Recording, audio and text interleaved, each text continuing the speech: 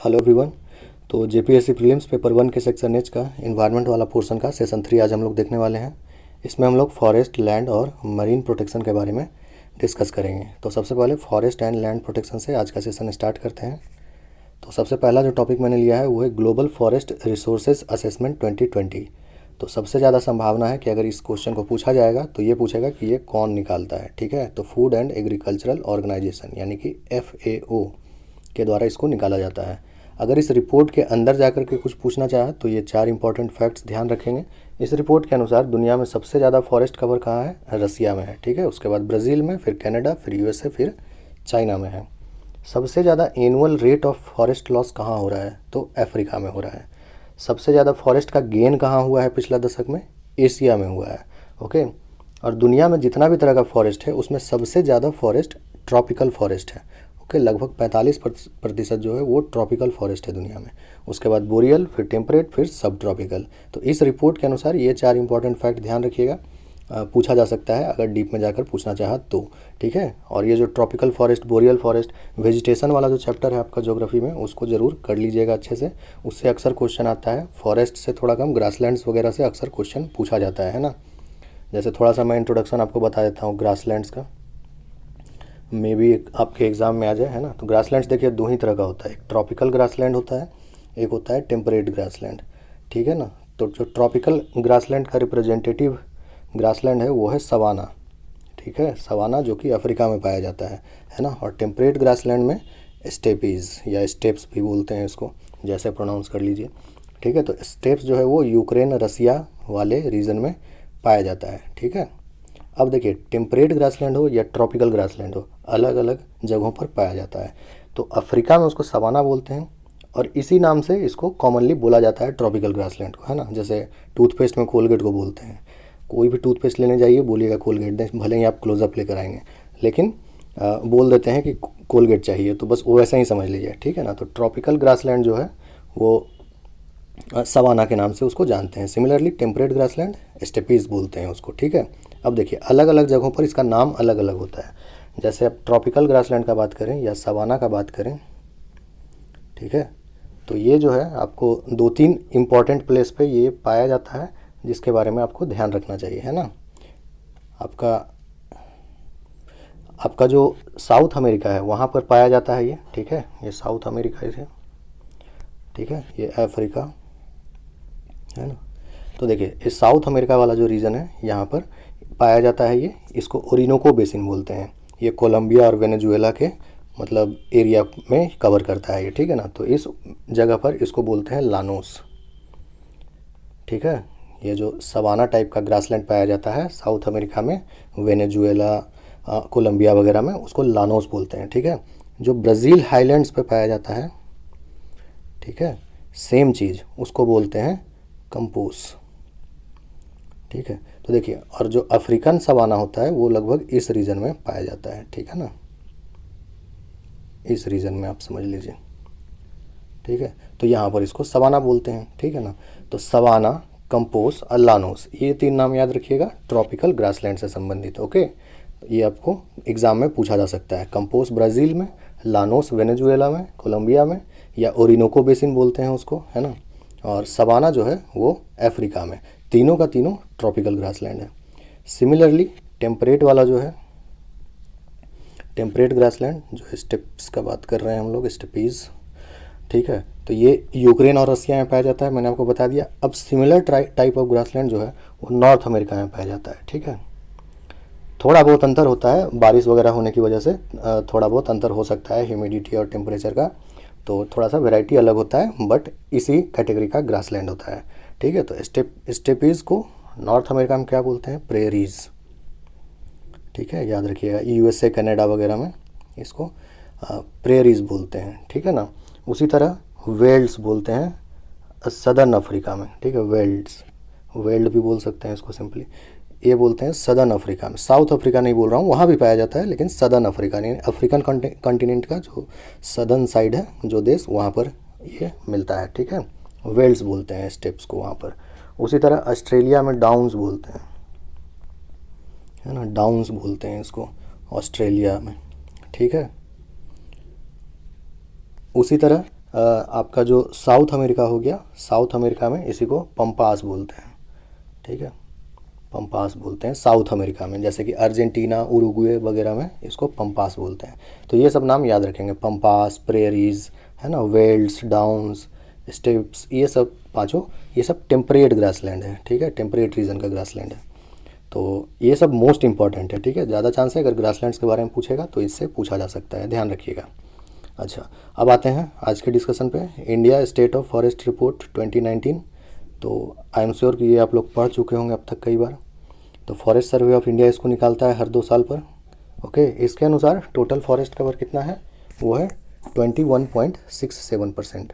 Total tree cover है 2.89% और total forest and tree cover है 24.56%। ओके, सबसे ज़्यादा फॉरेस्ट एरिया कहाँ है, मध्य प्रदेश में। सबसे ज़्यादा फॉरेस्ट कवर परसेंटेज वाइज कहाँ है, मिज़ोरम में। सबसे ज़्यादा इंक्रीज़ कहाँ हुआ है फॉरेस्ट कवर में, तो कर्नाटका में हुआ है। सबसे ज़्यादा डिक्रीज़ कहाँ हुआ है फॉरेस्ट कवर, मणिपुर में हुआ है, ठीक है। आगे देखते हैं सेम टॉपिक में, forest cover susceptible to forest fire. तो कितना प्रतिशत फॉरेस्ट कवर जो है वहाँ पर आग लगने का संभावना ज़्यादा है, तो वो है 21.4%। 21.4% of all the forest in India is susceptible to forest fires. Most dependent on fuel wood from forest, Maharashtra. यानी महाराष्ट्र जो है ईंधन के लिए सबसे ज़्यादा जंगलों पर निर्भर है। Largest wetland area with in RFA यानी रिकॉर्डेड फॉरेस्ट एरिया के अंतर्गत अगर वेटलैंड्स का बात किया जाए तो गुजरात में सबसे ज़्यादा है, ठीक है। रिकॉर्डेड फॉरेस्ट एरिया क्या होता है, तो देखिए recorded forest area as per Indian state of forest report 23.34% है, लेकिन फॉरेस्ट कवर अभी हम लोग ऊपर के स्लाइड में देखें कि 21.67% है। तो फॉरेस्ट कवर और रिकॉर्डेड फॉरेस्ट एरिया में थोड़ा सा अंतर होता है। फॉरेस्ट कवर में वही एरिया काउंट होता है जहाँ पर एक्चुअली में फॉरेस्ट है, ठीक है, एज पर डेफिनीसन, जो भी डेफिनीसन फॉरेस्ट का है उस अनुसार जहाँ भी फॉरेस्ट है उसको काउंट करते हैं फॉरेस्ट कवर में। लेकिन रिकॉर्डेड फॉरेस्ट एरिया में कई ऐसा भी जगह काउंट हो जाता है जहाँ पर एक सिंगल पेड़ भी नहीं है, ठीक है, क्योंकि गवर्नमेंट उस एरिया को अपने रिकॉर्ड्स में, अपने रजिस्टर में एज फॉरेस्ट दर्ज कर लिया है, तो इसलिए वो जो है रिकॉर्डेड फॉरेस्ट एरिया कहलाता है। इसलिए रिकॉर्डेड फॉरेस्ट एरिया थोड़ा ज़्यादा देख रहे हैं आप यहाँ पर, फॉरेस्ट कवर के मुकाबले थोड़ा ज़्यादा है, ठीक है। तो रिकॉर्डेड फॉरेस्ट एरिया आपको समझ में आ गया होगा। और recorded forest area as per Indian state of forest report 2019 23.34% है। और अगर RFA का बात किया जाए तो सबसे ज़्यादा wetlands with in RFA Gujarat में है, ठीक है। अच्छा, फॉरेस्ट रिलेटेड कुछ इंपॉर्टेंट लॉज है, इसको ईयर के साथ याद रखेंगे और कुछ इंपॉर्टेंट 1-2 पॉइंट मैं यहाँ पर हाईलाइट कर दूंगा आपको, उसको ध्यान रखिएगा। तो इंडियन फॉरेस्ट एक्ट 1865, 1878 और 1927, ये 3 इंपॉर्टेंट इंडियन फॉरेस्ट एक्ट, इसको ध्यान रखेंगे, ईयर याद रखेंगे, पूछा जा सकता है। फॉरेस्ट पॉलिसी का बात किया जाए तो 1894 में पहला फॉरेस्ट पॉलिसी, उसके बाद 1952 में, उसके बाद 1988 में। ओके, 3 पॉलिसी, 3 फॉरेस्ट एक्ट, तीनों का ईयर ध्यान रखेंगे। इसके अलावा फॉरेस्ट कंजर्वेशन एक्ट 1980 में बना, उसके बाद फॉरेस्ट राइट्स एक्ट 2006 में हुआ, नेशनल एग्रो फॉरेस्ट्री पॉलिसी 2014 और the compensatory afforestation fund act 2016 में हुआ, ठीक है। अब देखिए इससे संबंधित कुछ कुछ इंपॉर्टेंट पॉइंट ध्यान रखेंगे, जैसे ये कंपेंसेटरी एफॉरेस्टेशन फंड एक्ट है, इसके तहत जो कंपेंसेटरी एफॉरेस्टेशन फंड में जो पैसा है उसका 90% हिस्सा स्टेट को जाता है और 10% हिस्सा जो है वो सेंटर के फंड में रहता है, ठीक है। तो ये ध्यान रखिएगा, ये पॉइंट आपसे पूछा जा सकता है कि CAF का कितना पैसा स्टेट फंड में आता है और कितना पैसा सेंटर के पास रहता है, तो ये एक पॉइंट इससे संबंधित याद रखेंगे। ये जो फॉरेस्ट राइट्स एक्ट है इसका पूरा नाम ध्यान रखिएगा हमेशा, ठीक है ना, इसका पूरा नाम कहते हैं इसको द शेड्यूल्ड ट्राइब्स, ठीक है, and traditional forest dwellers,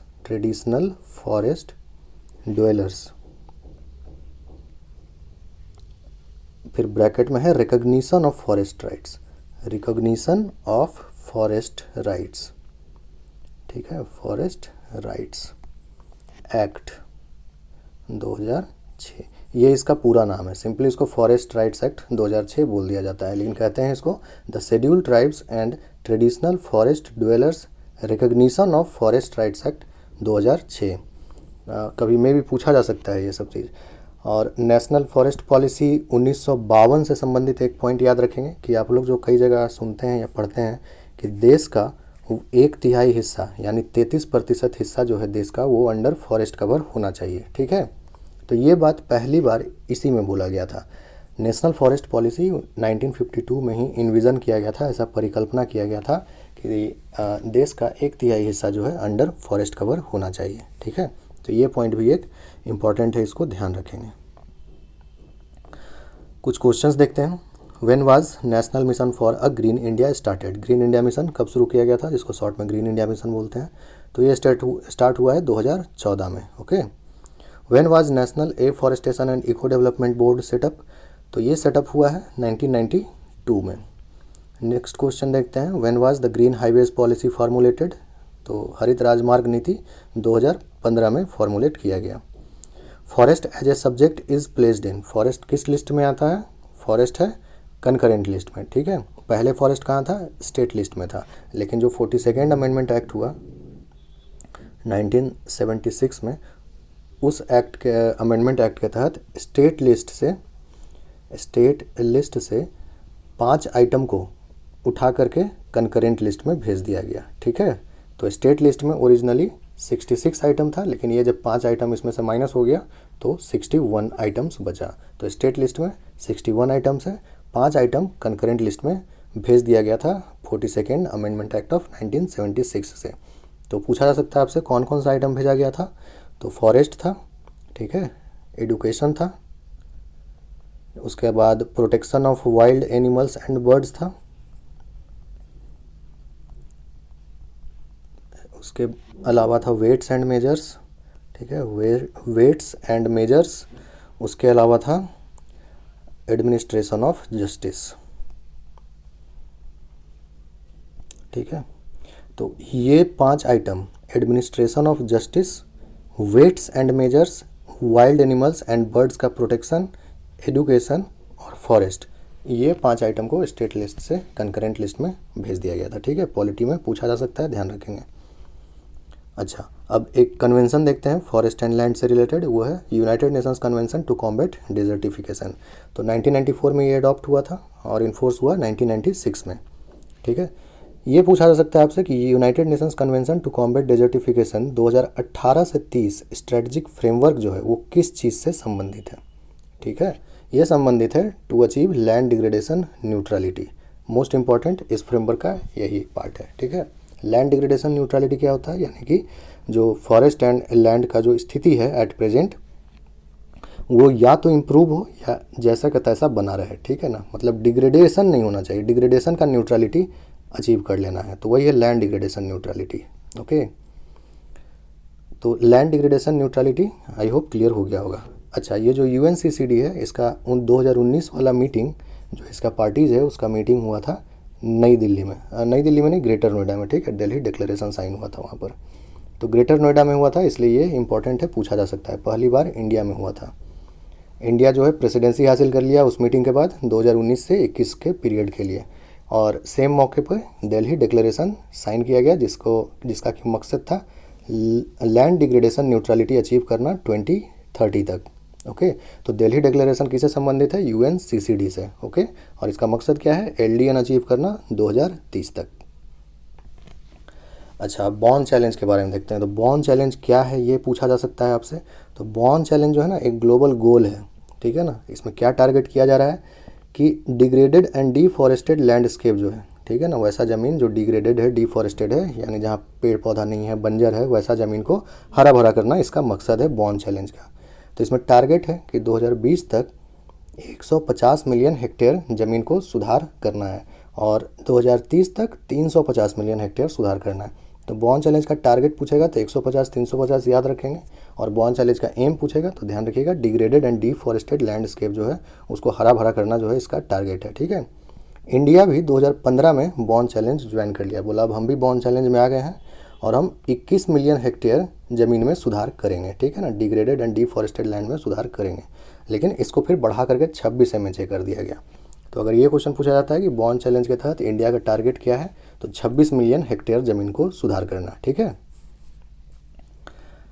okay, next question देखते हैं, वो है where is the great green wall initiative being implemented. तो great green wall initiative implement हो रहा है अफ्रीका में, ठीक है। मोस्टली जो सहारा डेजर्ट का प्रभाव को कम करने के लिए किया जा रहा है ना, ठीक है। ये जो जैसे मान लीजिए ये अफ्रीका है, ठीक है। तो ये जो यहाँ पर सहारा डेजर्ट है, ओके, इस रीजन में सहारा है।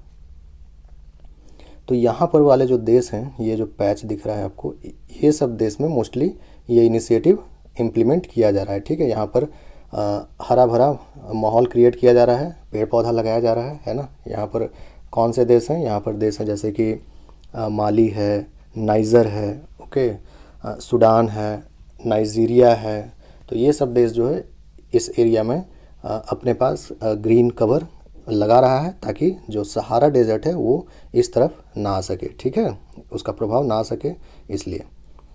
नेक्स्ट क्वेश्चन है, which organisation has brought out the desertification and land degradation atlas 2016। तो ये एटलस जो है वो इसरो ने निकाला है, ओके, ध्यान रखिएगा, ये इंपॉर्टेंट है। नेक्स्ट क्वेश्चन देखते हैं, वो है when was the national action plan for combating desertification formed. तो ये प्लान फॉर्म किया गया था 2001 में। क्वेश्चन नंबर 8 देखते हैं, when is the world day to combat desertification and drought celebrated. तो ये सेलिब्रेट किया जाता है 17 जून को। बाकी तीनों डेट भी इंपॉर्टेंट है। 2 फरवरी को वर्ल्ड वेटलैंड्स डे सेलिब्रेट करते हैं, 22 अप्रैल को अर्थ डे, 5 जून को एनवायरनमेंट डे और 17 जून को world day to combat desertification and drought, okay. चारों डेट याद रखिएगा। अब मैरीन प्रोटेक्शन से संबंधित कुछ इशूज़ देख लेते हैं। तो इसमें आपको मारपोल के बारे में पूछा जा सकता है। मारपोल क्या है, तो इसका नाम में ही समझ में आ रहा होगा, MAR मैरीन, और पोल यानी पोल्यूशन, ठीक है। तो मरीन पोल्यूशन से रिलेटेड है ये। अगर पार्टिकुलरली बात किया जाए तो ये पोल्यूशन फ्रॉम शिप्स से रिलेटेड है, ओके। जो नाव वगैरह ट्रेड होता है या किसी भी तरह का शिप होता है, उससे जो पोल्यूशन होता है उसी को प्रिवेंट करने के लिए मारपोल है, ठीक है। कब अडॉप्ट हुआ, मॉडिफाई हुआ, ये सब उतना इंपॉर्टेंट नहीं है, ओके। इसको इंटरनेशनल मैरीटाइम ऑर्गेनाइजेशन IMO द्वारा डेवलप किया गया है इस कन्वेंशन को, ठीक है। और इंडिया भी इसमें एक सिग्नेटरी है।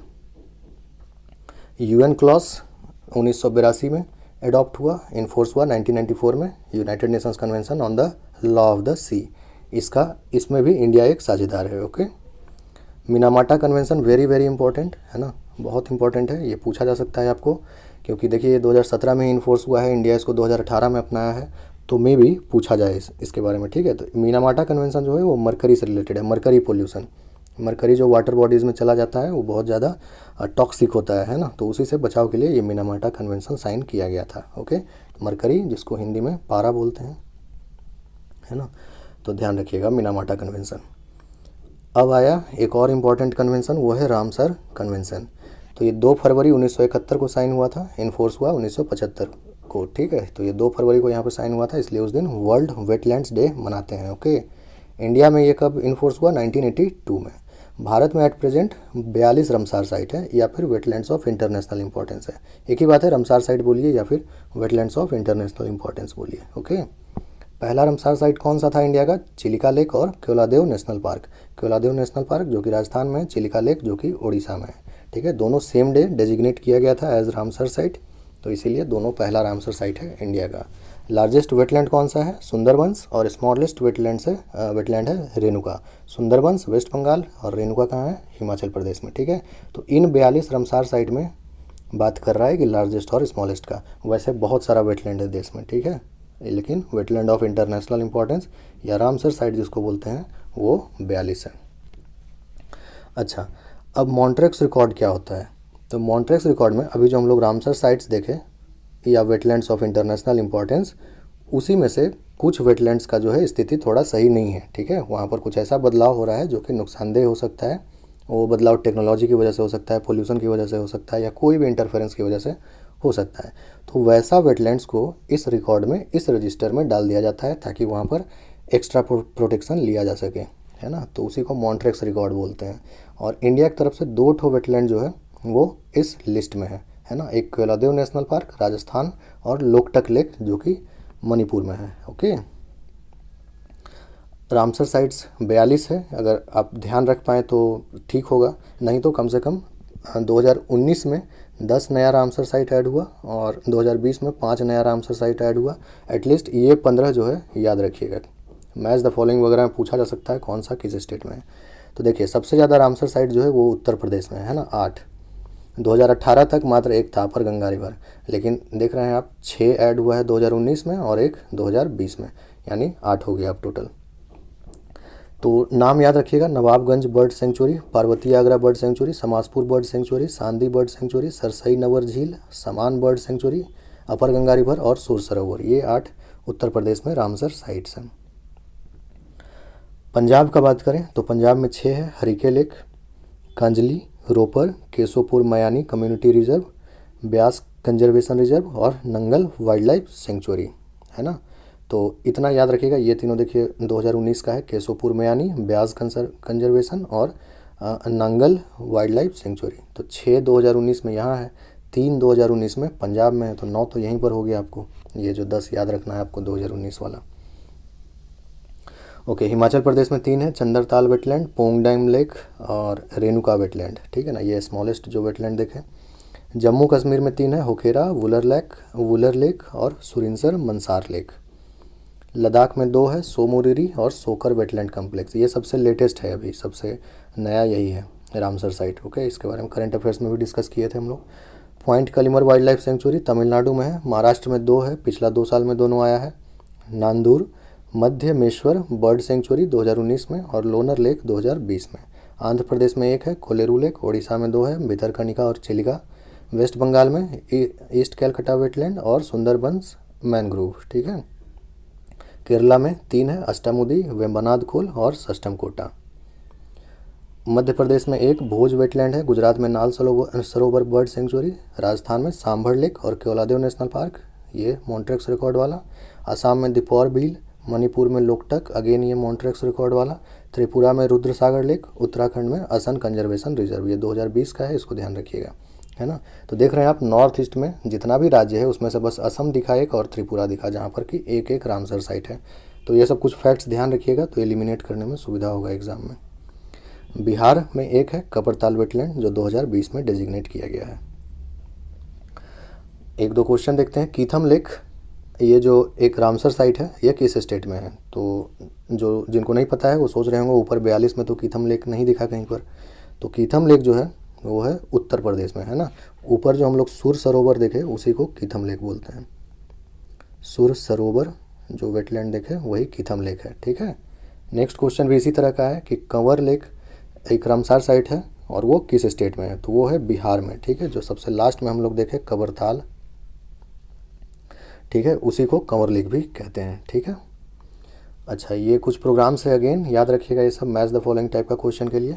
तो नेशनल वेटलैंड कंजर्वेशन प्रोग्राम ये 1986 में स्टार्ट किया गया था। नेशनल लेक कंजर्वेशन प्लान 2001 में स्टार्ट किया गया था। अब इन दोनों को नहीं भी याद रखेंगे तो चलेगा, क्योंकि इन दोनों को क्लब करके अब एक कर दिया गया है, ठीक है। ये दोनों अब साथ में आ गया है।